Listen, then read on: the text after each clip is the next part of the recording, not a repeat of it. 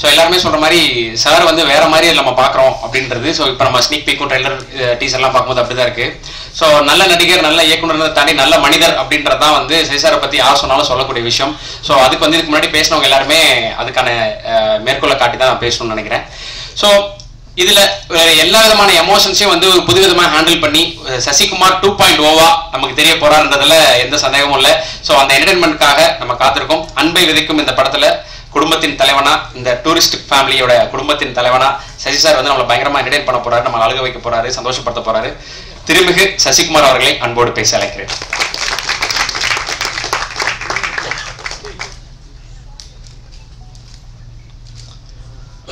எல்லோருக்கும் வணக்கம். நாங்கள் முதல் ஸ்டேஜ் ஏறும்போது சீக்கிரம் முடிஞ்சிடும், எல்லாம் கொஞ்சம் கொஞ்சமாக தான் பேசுவாங்கன்னு நினச்சேன். நான் நினச்சது ஏன்னா இவங்க ஷூட்டிங்கில் அவ்வளோவா பேச மாட்டாங்க, ஒர்க்கில் அவ்வளோவா பேச மாட்டாங்க. ஆனால் இவ்வளோ நேரம் பேசுவாங்க. நான் எனக்கே என்னன்னா நம்ம கொஞ்சமாக தான் பேசும் போல்க, நிறையா பேசணும் போல்க அப்படின்றத பார்க்கும்போது ஒவ்வொருத்தருக்கும் எனக்கே ஆச்சரியமாக இருந்தது. அவ்வளோ நல்லா பேசினாங்க. அவங்க பேசுகிற காரணம் என்னென்னா, இங்கே தான் நன்றி அவங்க சொல்ல முடியும், வேறு எங்கேயும் அவங்க நன்றி சொல்ல முடியாது. அது ஒன்று இருக்குது. ஒவ்வொருத்தவங்களும் வேறு எங்கே அவங்க தனியாக பார்த்து அவங்க நன்றி நன்றின்னு சொல்ல முடியாது. அந்த நன்றி மறக்காமல் இருக்கணும் அப்படின்றதுக்காக தான் இங்கே ஒவ்வொருத்தவங்க அந்த நன்றியை தெரிவிச்சுக்கிறாங்க. அப்படி தான் நம்ம பார்க்கணும்.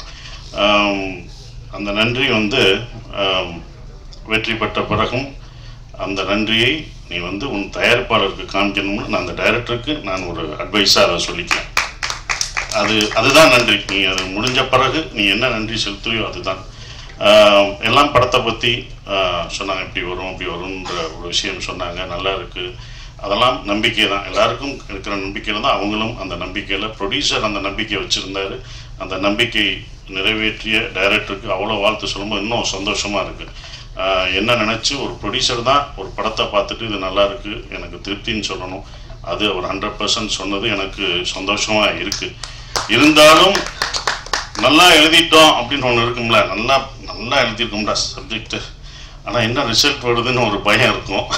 அந்த பயத்தோடு இருக்கிற மாணவனா மே 1 அந்த ரிசல்ட்டுக்காக மக்களும் நீங்களும் கொடுக்க போகிற அந்த ரிசல்ட்டுக்காக காத்துக்கிட்டு இருக்கோம். அதுதான் நான் காத்துட்ருக்கேன். ஏன்னா எங்கள் படத்தை பற்றி நீங்கள் தான் பேசணும். நாங்கள் இங்கே வந்து படம் இப்படி பண்ணிட்டோம் அப்படின்னு சொல்கிறத விட நீங்கள் நல்லா இருக்கும், நீங்கள் தான் எல்லாருமே சொல்லணும். மக்களும் ப்ரெஸ் எல்லாமே நீங்கள் சொல்லணும். எனக்கு இந்த படம் அவர் சொன்னார் ஃபுல்லாக அபி 24 வயசு பையன் வந்து சொல்லும்போது இங்கே வயசு முக்கியம் இல்லை, நல்ல கதை நல்ல விஷயம்தான் முக்கியம். அதை யுவராஜ் அந்த டீம் பார்க்கல. ஏன்னா அவங்க ஒரு ப்ரொடக்ஷன் ஃபஸ்ட்டு வந்து என்கிட்ட சொல்லும்போது 2 நண்பர்கள், அந்த 2 பேரும் நண்பர்கள், அற்புதமான நண்பர்கள். அதுவே எனக்கு பிடிச்சி போச்சு. முதல் பாசு நண்பர்களாக இருக்கீங்க, இப்படி ஒரு நட்பா அப்படின்னு ஒன்று இருக்குங்களா, அந்த நட்புக்கே ஏதோ செஞ்சாகணுமே அப்படின்றது. 2வது அவங்க எடுத்த படங்கள் 2மே எல்லாருக்கும் பிடிச்ச படம், கேட்கவே தேவையில்லை, அவ்வளோ பர்ஃபெக்டாக செலக்ட் பண்ணி சொல்லுவாங்க. அப்புறம் நம்ம என்ன சொல்கிறது, நம்ம தான் அதுக்குள்ளே போகிறேன், நான் தான் இந்த படத்துக்குள்ளே நுழைஞ்சிருக்கேன். அது எனக்கு தான் பெரிய ஒரு விஷயமா நான் நினைக்கிறேன். கதை சொல்லும்போது கூட அப்படியே அந்த மியூசிக்கெல்லாம் போட்டு விட்டாப்புல, அப்படி போட்டு சார் அப்படின்னு வரும் சொல்கிறாப்புல. நான் சொல்லலை, நான் பாட்டு சீரியஸாக பார்த்தேன். கேட்டுக்கிற யுவராஜ் சிரிக்கிறாப்புல, யுவராஜ் அழுகிறாப்புல, என்னடா கூட வந்த ப்ரொடியூசர் அழுகிறாப்புல. நான் அப்படி திருப்பி பார்க்குறேன், ஒரு சவுண்டு கேட்குது. என்னன்னு பார்த்தா பக்கத்தில் இருக்கிற ப்ரொடியூசர்ஸ் அதுக்கு அழுகிறாப்புல. திடீர்னு அவர் சிரிக்கிறாரு. ஓகே, இது சைட் எஃபெக்ட் கொடுக்குறாங்க போல்க்கு அப்படின்னு நினச்சேன். அதுக்கப்புறம் எனக்கு உண்மையிலே கதை ரொம்ப பிடிச்சிருந்தது. ஏன்னா நான் கேட்ட கதையிலே ரொம்ப நாள் ஆச்சு நான் அப்படி கேட்டு. உண்மையிலே ஒரு கதையை முதல்ல இருந்து கடைசி வரைக்கும் எந்தவித மாற்றமும் செய்யாமல் அப்படியே இருக்கிற இதை மாற்றிக்கலாம், அப்படி மாற்றிக்கலாம், இப்படி மாற்றிக்கலாம், அப்படி எதுவுமே இல்லை. அது கரெக்டாக இருந்தது. அது கரெக்டாக தான் எடுத்திருக்காங்க. எந்த மாற்றம் இல்லாமல் செஞ்சது தான் இது அபியோட இந்த டைரக்டரோட வெற்றியாக நான் நினைக்கிறேன். அது ஒன்று. அப்புறம் ஏன் அவர் சொன்னார், சார் ஏன் சார் நான் அவ்வளோ சொன்னேன் நல்லா பேசின பிறகு நீங்கள் ஒரு தடவை கூட சிரிக்கல, இல்லைடா அவனை டிஸ்டர்ப் பண்ணா, நீ ஒரு காமெடி படம் பண்ணுற, காமெடி சொல்லனா உள்ளுக்குள்ளேயே சிரிச்சுக்குவேன், உள்ளுக்குள்ளேயே ஆடுவேன், எல்லாமே என் உள்ள இன்னர் இது ஆடுவார், ஆனால் வெளியில் இல்லை, ஒன்று டிஸ்டர்ப் ஆகிடுவேன், நான் சிரித்து அதனால் அடுத்த லைனுக்கு போகக்கூடாது அப்படின்னு சொன்னோம். அதுக்கப்புறம் தான் சிம்ரன் மேடம் இந்த படத்துக்கு அப்போ சொல்லும் போது எனக்கு இல்லை, சிம்ரன் மேடம் நடிக்கிறாங்க அப்படின்னா, சார் சிம்ரன் மேடம் கதை சொல்ல போகிறேன், இப்படி என்ன சொல்லுங்க தான் எனக்கு ஒன்று போடுவேன், மியூசிக்கை போட்டு அப்படி இப்படி நடிச்சு காமிப்பேன், அதை அவங்களுக்கு பண்ண அவங்களுக்கு பிடிச்சிடும். அப்படியா சார், கண்டிப்பாக பிடிக்கும்டா அப்படின்னு அடுத்தவங்க ஓகே பண்ணிட்டாங்க. அவங்க ஏன் ஓகே பண்ணால் அந்த கதை அவங்களும் இதில் வந்தது வந்து எல்லாம் கேட்டது சிம்ரன் நீங்கள்மா எப்படி ஏன்ப்பா நாங்கள் நடிக்கக்கூடாதாப்பா சிம்ரன் மேடத்தோட? இல்லைங்க நீங்கள் கிராமம்னா கிராமத்திலே எப்படி விவசாயம் பார்த்துட்டு இருக்கோமா, ஏன் அங்கே நடிக்கக்கூடாதா, எங்களுக்கு சிம்ரன் கிடைக்கக்கூடாதா, இது என்ன எல்லாரோட ஏக்கம் தான்ப்பா, அது எல்லாரும் இது பண்ணுறதுனால அதனால எங்களுக்கு கிடைக்கக்கூடாதா, என்ன எப்படி எப்படி எப்படின்னா உங்களுக்கு என்னப்பா, அது அப்படிதான் கதை பாருங்க அப்படின்னா. அப்படிதான் சிம்ரன் மேடத்தை எல்லாம் கேட்குற கேள்வி. படம் பார்க்கும்போது உங்களுக்கு தெரிஞ்சிடும் எதுக்கு சிம்ரன் மேடம் இந்த படத்தில் எல்லாருக்கும் பிடிச்சவங்க சிம்ரன். அது கண்டிப்பாக இந்த படத்தில் அந்த குடும்பமாக உங்களுக்கு என்னையும் சிம்ரன் என் குழந்தைங்க பசங்க எல்லாத்தையும் உங்களுக்கு அது பிடிக்கும். அவங்க அவ்வளோ பெர்ஃபார்ம் பண்ணுவாங்க. அவங்கள அதாவது என்னென்னா அவங்கள எனக்கு இன்னொன்று அவங்கள பாராட்ட வேண்டியதெல்லாம் இப்போ வரைக்கும் அவங்க ஹீரோயினாக அடிக்கலாம். இந்த படத்துலையும் அவங்க ஹீரோயின் தான், நான் ஹீரோ அவங்க ஹீரோயின். ஸோ அவங்க எப்போவும் ஹீரோயினாக அடிக்கலாம். ஸோ அது ரொம்ப அற்புதமாக பெர்ஃபார்ம் பண்ணாங்க. அவங்கள வந்து எல்லாருமே வரும்போது சிம்ரன் மேடம் கொஞ்சம் பயந்தாப்புல டைரக்டர் சிம்ரன் மேடம் இருக்காங்க இவங்க இருக்காங்க அப்படின்னு நிறைய பயப்படுவார். ஸோ அதெல்லாம் தவிர்த்துட்டு பாஸ்கர் சார் இப்படி போய் பேசி இப்படி பண்ணு எல்லாம் சரியாயிடும் அப்படின்னு சொல்லி அப்படி தான் பண்ணது. இந்த கதை ஏன் எனக்கு ரொம்ப பிடிச்சிருந்த ஒரு விஷயம் அப்படின்னா, இது வந்து ஈழத்தமிழ் பேசுகிற ஒரு இது. நான் வந்து பேசுகிறது வந்து ஸ்ரீலங்கன் தமிழ் ஈழத்து தமிழ் பேசுகிற ஒரு குடும்பம் இங்கே வந்து எப்படி சர்வே ஆகிறாங்க அப்படின்றது. இது பார்க்கும்போது உங்களுக்கு காமெடியாக தெரியும், காமெடியாக இருக்கும். எப்படின்னு யூஸ்வலாக ஸ்ரீலங்கன் படமோ ஒரு ஈழத்தமிழர் படங்கள் எடுக்கும்போதோ அது சோகமாகவும் கஷ்டமாகவும் தான் நம்ம பார்த்துருப்போம். இந்த படம் சந்தோஷமாக இருக்கும், உங்களுக்கு சிரிக்க வச்சுட்டே இருப்போம். ஆனால் உள்ளுக்குள்ளே உங்களுக்கு ஒரு விஷயத்த சொல்லிக்கிட்டே இருப்போம், அவங்க வழிகளை. அதாவது ஒரு சந்தோஷத்தை வழியை மறைத்து தான் சந்தோஷத்தை நம்ம கொடுக்க முடியும். அந்த வழிகளை மறைத்து இந்த குடும்பம் உங்களுக்கு சந்தோஷத்தை கொடுத்துட்டே இருக்கும். அப்படிதான் வரும். ஏன் அவங்க சந்தோஷம் கொடுக்குறாங்கன்னா அவங்க அடுத்த ஜென்ரேஷன் அவங்க குழந்தைகளுக்கு, அந்த குழந்தைகள் நம்ம பட்ட கஷ்டம், நம்ம விட்டு வந்த உறவுகளையும் நம்ம தமிழையும் நம்ம விட்டுறக்கூடாது, நம்ம குழந்தைகளை சந்தோஷமாக வச்சுக்கணும்னு அவங்க வழியை மறந்து கொடுக்கக்கூடிய படமாக அது இருக்கும். அதுதான் அவங்க வழியை மறந்து அந்த குழந்தைங்களுக்கு சந்தோஷத்தை கொடுக்குறாங்க. உலகத்தில் உள்ள எல்லா தமிழரும் இது எல்லாருக்குமே பொருந்தும். எல்லா தமிழர்களுக்கும் உலகத்தில் உள்ள எல்லா ஈழத்தமிழர்களும் அவங்க பசங்க பார்க்கும்போது இந்த படத்தை பார்க்கும்போது நம்மளுடைய கல்ச்சரையும் நம்மளுடைய தமிழும் மறந்துட்டு நம்ம இங்கிலீஷ் பேசிகிட்டு இருக்கோம். கண்டிப்பாக தமிழ் நம்ம மொழியை கற்றுக்கணும் அப்படின்ற ஒரு 10 பேர் வந்து அப்படி வந்து மாணவர்கள் வந்தாங்கன்னா பசங்க வந்தாங்கன்னா அதுதான் இந்த படத்தோட வெற்றியாக நான் நினைக்கிறேன். அது கண்டிப்பாக நடக்கும் அப்படின்ற அந்த நம்பிக்கை எனக்கு இந்த படத்து மேலே ரொம்ப ஸ்ட்ராங்காக இருக்குது. எல்லாம் நம்பிக்கை தான் இருக்குது. அது மாற்றும் உலகத்தமிழ் எல்லாரும் பார்ப்பாங்க அதை அப்படின்ற நம்பிக்கை இருக்குது. அவங்க ஃபேமிலியோடு கூப்பிட்டு வந்து பார்ப்பாங்க. இங்கே உள்ள மக்களும் அவ்வளோ எல்லாத்தையும் கலெக்ட் பண்ணுவாங்க. ஏன்னா இங்கேருந்து போய் அங்கே கஷ்டப்படுற அங்கே வழியாக வாழ்ந்துட்டு இருக்கவங்களுக்கும் இந்த படம் ஒரு நல்லா அவங்களை சிரிக்க வச்சுட்டே தான் சொல்லுவாங்க. எங்கேயுமே அவர் வந்து இது பண்ண மாட்டார். பட் ஃபீல் குட் மூவியாக கண்டிப்பாக இருக்கும். அவர் சொன்னார் எப்படி இந்த படத்தை இது பண்ணேன்னு நான் கேட்கும்போது அவருக்கு இன்ஸ்பயர் ஆனது தெனாலி படம். அதை அவர் சொல்ல மறந்துட்டார்.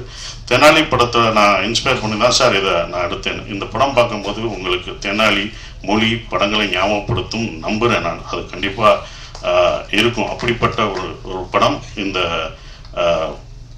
டூரிஸ்ட் ஃபேமிலி இருக்கும் அப்படின்றது. இந்த படத்தில் மலையாளத்துலேருந்து வந்திருக்காரு. அந்த மலையாள இதெல்லாம் மறந்து அழகாக என் மகனாக சூப்பராக பண்ணார். நான் உங்கள் கதை சொல்லும் போதே சொன்னேன், இதில் யாரும் நடிக்க மாட்டாங்க, எந்த ஹீரோ நீ போயிட்டு வா, எங்கே சுற்றி வந்தாலும் என்கிட்ட தான் வர முடியும். ஏன்னா இவ்வளோ பெரிய பையனா யாரும் எந்த ஹீரோ நடிக்க மாட்டாங்கன்னு நான் நினச்சேன். சில ஹீரோக்கள் நடிப்பாங்க, சிலர் நடிக்க மாட்டாங்க. அதுதான் அப்படி இது எனக்கு தான் இந்த கதை இருக்கும் அப்படின்னு நினச்சேன். அப்படி வந்தால் மிதுன் சூப்பராக நடித்தான்.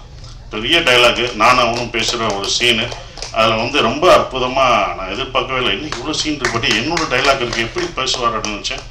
ஆனால் அற்புதமாக பேசி இது பண்ணிட்டாப்புல. படம் பார்க்கும்போது உங்களுக்கு தெரியும். இந்த படத்தில் யோகி பாபு சார் எல்லாமே இருக்காங்க, பெரிய ஆர்டிஸ்ட்லாம் இதில் இருக்காங்க. யோகி பாபு இருக்கார், நான் இருக்கேன். எல்லாமே இருந்தாலுமே அந்த குட்டி பையன் முள்ளியாக நடிக்கிறான். அவன் தான் அந்த படத்தில் காமெடியனே. உங்களை சிரிக்க வைக்கப்படுறது அந்த பையன் தான். நாங்களாம் காமெடியன், நாங்களாம் கேரக்டர் ஆர்டிஸ்ட்டு. அவன் தான் காமெடியனாக இருப்பான். அது இது பண்ண மாட்டோம். அது கண்டிப்பாக அவங்க நிச்சயம் கொடுக்கும். அப்புறம் மியூசிக் ஷான் ரோல்டன், அது அவரோட நம்ம ஒரு படத்தில் நம்ம பாட கேட்டுக்கிட்டே இருந்தோம். அவரை பிடிக்க முடியல.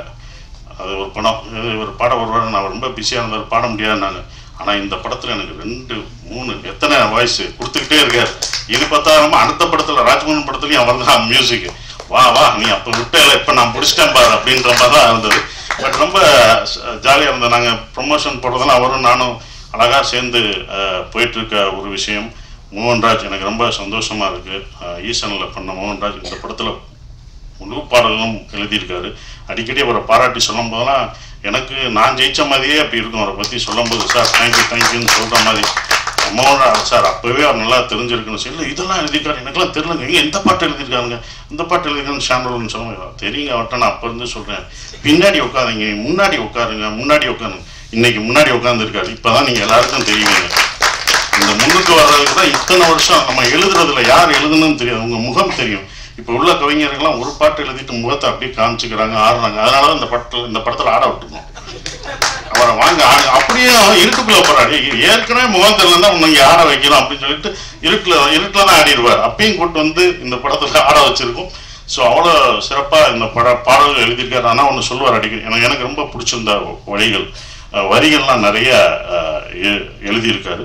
அந்த வரிகள் எனக்கு ரொம்ப பிடிச்சிருக்கு. சந்தோஷமாக நீங்கள் கேட்கும்போது ரொம்ப ஃபாஸ்ட் பீட்டாக இருக்கும், ஆனால் உள்ளுக்குள்ளே எப்படி வலிகள் சந்தோஷமான பீட்டை கேட்டாலும் வலிகள் இருக்கும். அப்படி தான் இந்த படம் இருக்கும். சந்தோஷமாக இருப்பீங்க. உள்ள அவங்களோட கஷ்டங்கள் சந்தோஷமான இந்த ஹாப்பி டேஸ்னுவாங்கல்ல, ஹாப்பி லைஃப், அந்த மாதிரி லைஃப் இஸ் பியூட்டிஃபுல் அன்பை போதிக்க போது இந்த படம். வெளியில் வரும்போது நீங்கள் அன்போடு வந்தாலே அதுவே எங்களுக்கு வெற்றின்னு நினைக்கிறோம். அஃப்கோர்ஸ் இவங்க எடுக்கிறாங்க இந்த படம் இன்னொன்றும் பர்சனலாக ஜெயிக்கணும். ஏன்னா அவங்க எடுத்த 2 படத்தோட இதோட ப்ரொடக்ஷன் காஸ்ட் ரொம்ப ஜாஸ்தியாக இருந்தது. நானே இப்போ இந்த என்னப்பா இவ்வளோ செலவழிக்கிறீங்க வேணாம்ப்பா அப்படின்னு, இல்லை சார் இந்த படத்து மேலே எனக்கு நம்பிக்கை இருக்குது, இதை நல்லா பண்ணு சார் இவங்கெல்லாம் வரணும் அப்படின்னு சொல்லி அவங்க பண்ணது வந்து மறக்க முடியாத ஒன்று.